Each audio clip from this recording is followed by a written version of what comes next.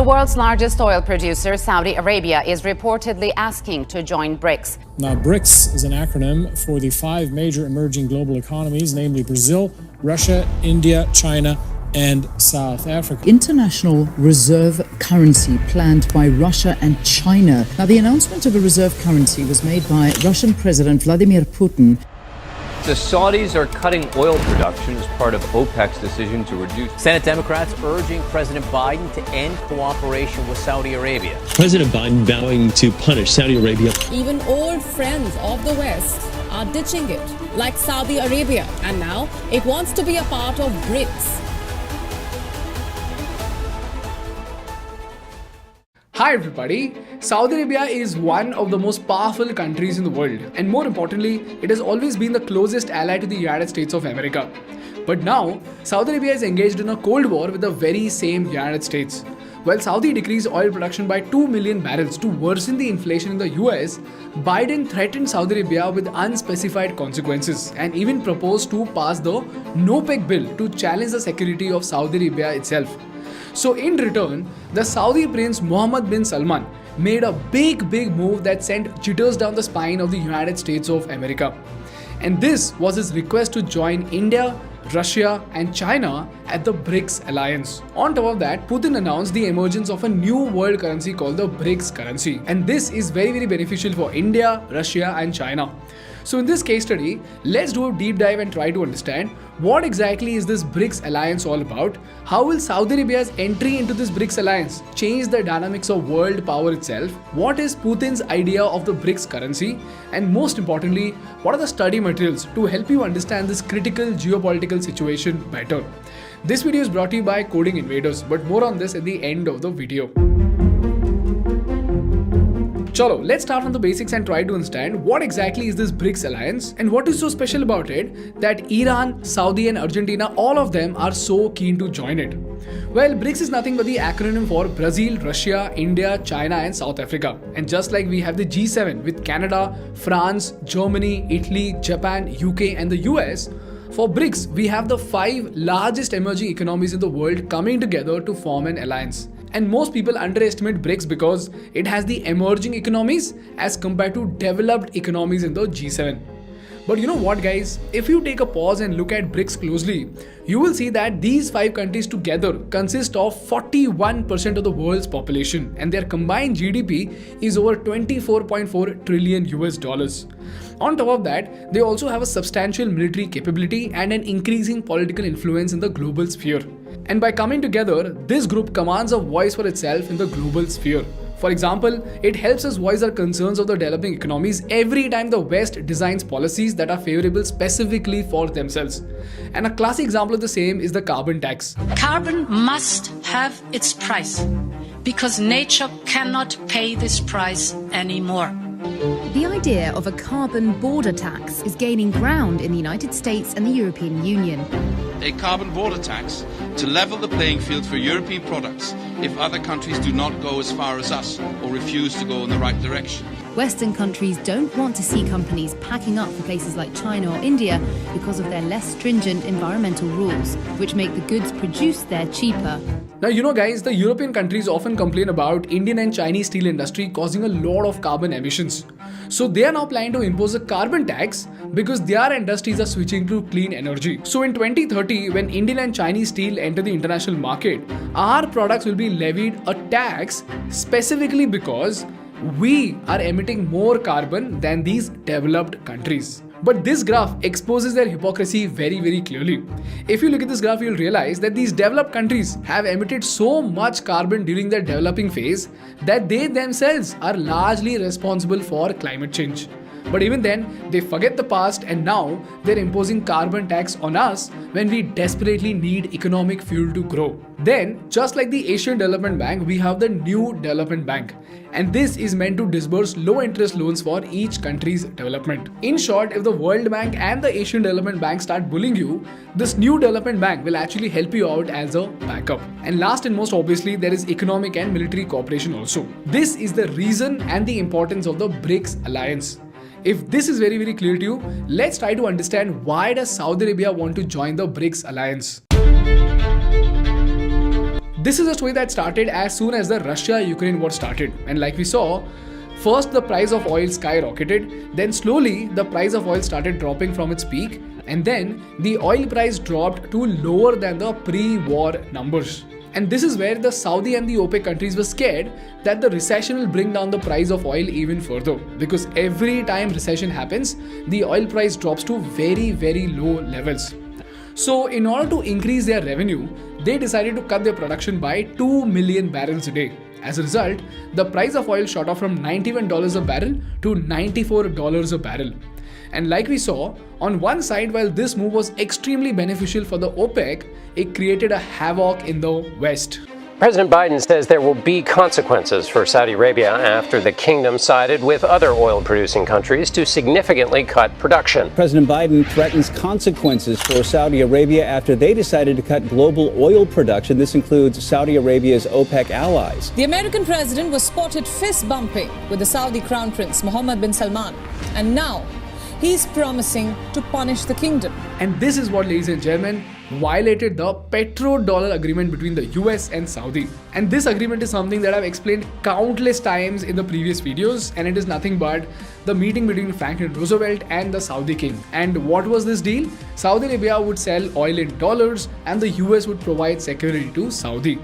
So when Biden threatened of consequences and threatened to pass the bill to stop weapons trade, what is happening? US is violating its side of the petrodollar agreement. So Saudi said, okay guys, if you threaten us with the weakening of our security, we are going to mess with your dollars. And more importantly, if you look at the past 3 years data, you will see that Saudi has already started to make defense deals both with China and Russia, so that they are not over-dependent on the US. Secondly, like we saw in the previous episode, the Biden government wants to lift the economic sanctions on Iran, who is Saudi's enemy in the Middle East.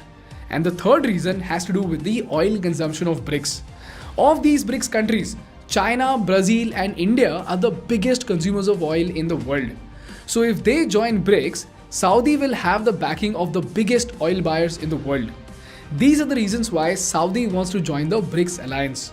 And this brings us to the most important question of all, and that is, what will happen as Saudi joins BRICS? Well, the first thing that is going to happen is that the US economy will be on its path to ruins. The US bank interest will spike and it will lead to a disaster. The question is, what does Saudi joining BRICS have to do with the US bank's interest rates? Well, if you remember from our Russia-China episode, it will stop something called petrodollar recycling. For those who don't know, here's a very simple explanation of the same. Since majority of the oil can be bought only in dollars, all the countries keep their dollar reserves with the US banks. And because they are anyways using the dollar to trade oil, they use the surplus dollars for other trade purposes, or they invest it in the US economy. For example, in case of India, although India did only $175 billion worth of trade with US this year, we still have $532.868 billion in our reserves. So with the rest $357 billion, $200 billion may be used to trade with other countries, and the rest $157 billion, India could invest that money into the US economy in the form of US Treasury bonds. And just like that, all the countries in the world have their surplus forex reserves invested in the US economy. This money in total amounts to $7.5 trillion US. And this money is used by the US banks to lend to American businesses at very low interest rates. As a result, debt is very cheap in the US. So eventually, American businesses prosper and their economy keeps on growing.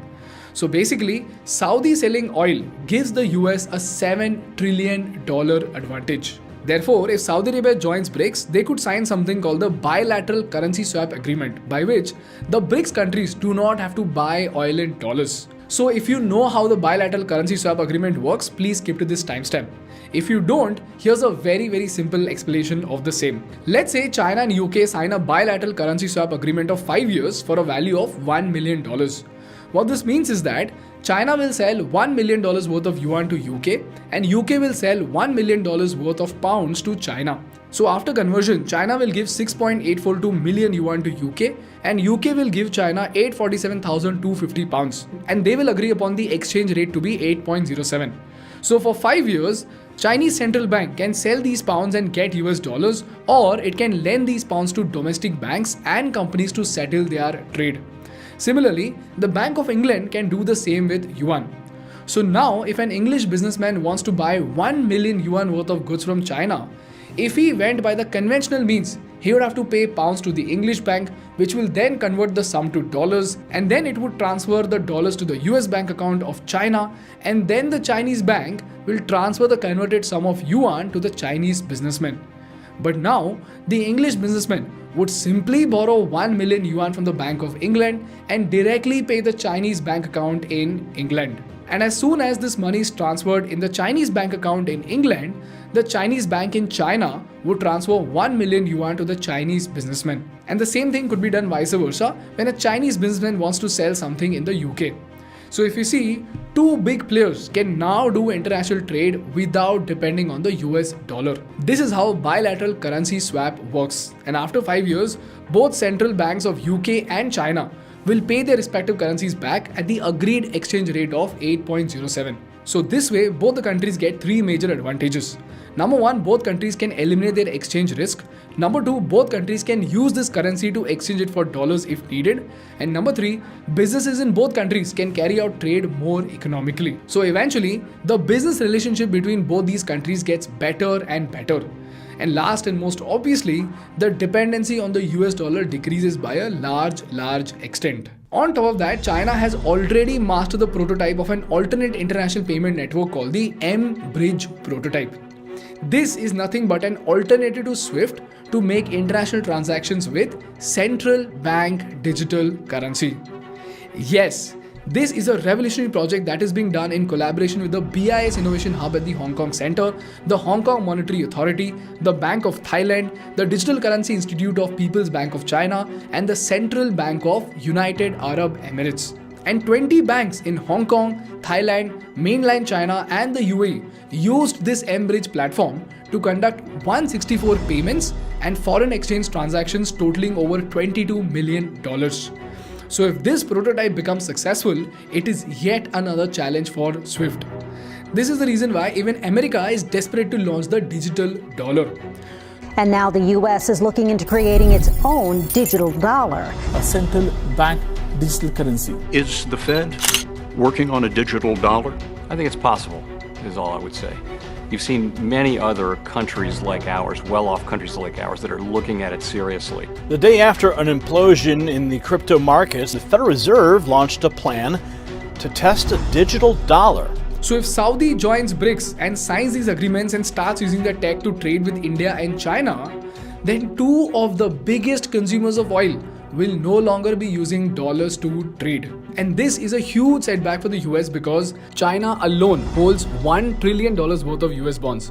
So if they are not buying oil in dollars, the Chinese could sell those bonds and that could put a dent in the American economy. So even if only China pulls out its treasury bonds, the US will have $1 trillion less in bonds.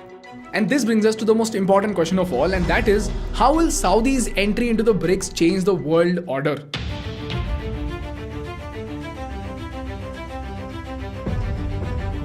Well, this is where we have something called the BRICS currency come in. And according to Putin's announcement, this new currency would act like a basket containing the value of 5 BRICS countries, which are the Chinese renminbi, the Russian ruble, the Indian rupee, the Brazilian real, and the South African rand. This basket would make it semi-decentralized and more stable than the US dollar. And to top it all off, to give the currency even more power and stability, according to experts, this currency could be gold-backed.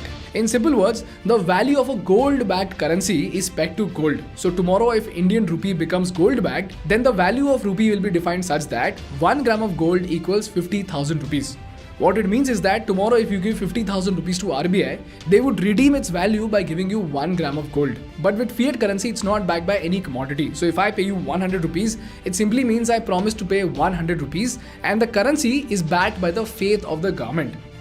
And here's how it makes a big difference. So in case of gold-backed currency, if the government has 1 kg of gold and 1 gram of gold is worth 50,000 rupees, then the government can only print 50,000 into 1,000, which is 50 million rupees of currency bills. And if they want to print more, they will first have to buy more gold, keep it in the reserve, and then print money. But with fiat currency, they can simply go on to print money. And this could cause inflation in the economy. So as a trader, I can be more confident about the value of my trade. This is being stated as the reason why the BRICS nation have been buying gold at insane levels. Now, how this BRICS currency is going to emerge and function as an international currency, only Putin can tell.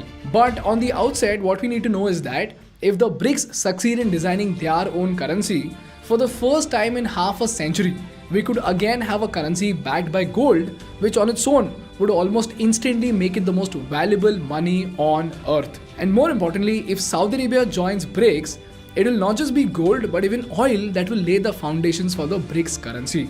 So two of the most valuable commodities on the planet will back both this alliance and this currency if things go well. This is the reason why the entire world is eagerly watching what Saudi Arabia does and how will it change the world order with BRICS. And this brings me to the last part of the episode, and that are the study materials to help you understand these geopolitical tensions better. But